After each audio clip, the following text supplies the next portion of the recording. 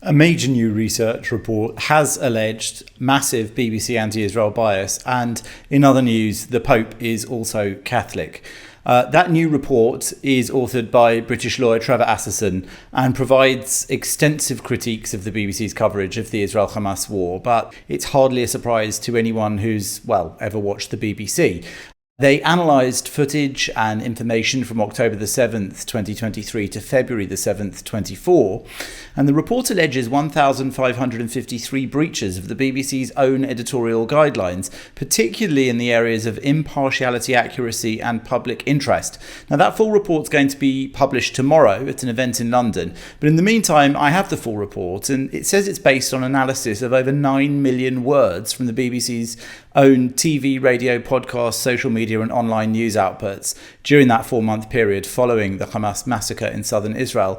And the analysis spanned both English and Arabic broadcasts and publications, including key programmes reviewed, such as the BBC News 10, which is like the main evening news, Newsnight, their main news discussion programme, podcasts from Jeremy Bowen and Liz Doucette, two of its most senior journalists, both of them long accused by many of showing outrageous levels of anti-Israel personal opinion in their work. But this report tries to quantify it using data analysis, computer analysis and AI in order to monitor the actual material according to the BBC's own rules and regulations. But the BBC is considered a beacon of journalism and broadcasting spanning decades now. So what is going on that these breaches are even happening to begin with? I guess it depends who you ask. Some people indeed do consider the BBC a beacon of independent and reliable journalism. In fact, in polling, they often point to the fact that many people think that.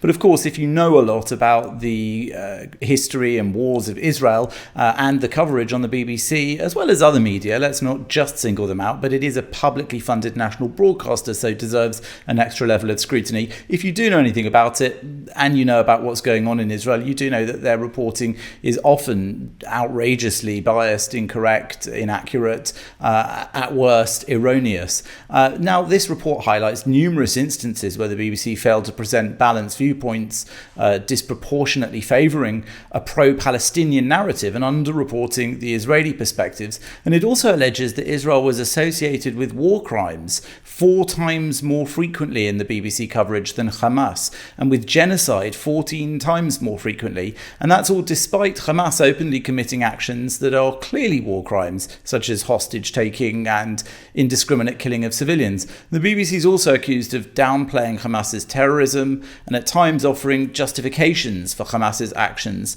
despite it being recognised as a proscribed terrorist organisation here in the UK and in many places around the world.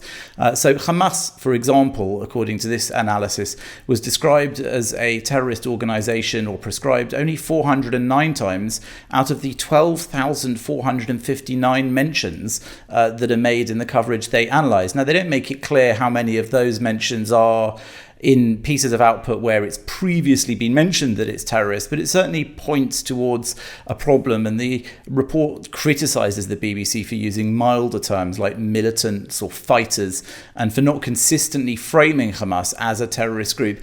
As you said, none of this can be surprising to anybody that has followed the BBC's reporting on Israel, but also followed it, let's say, from Israeli or local reporting, even Arab reporting in the area. The BBC's reporting is often massively simplified, dumbed down for an audience that they assume can't understand the complexities of the geopolitical situation there, and that's part of the problem.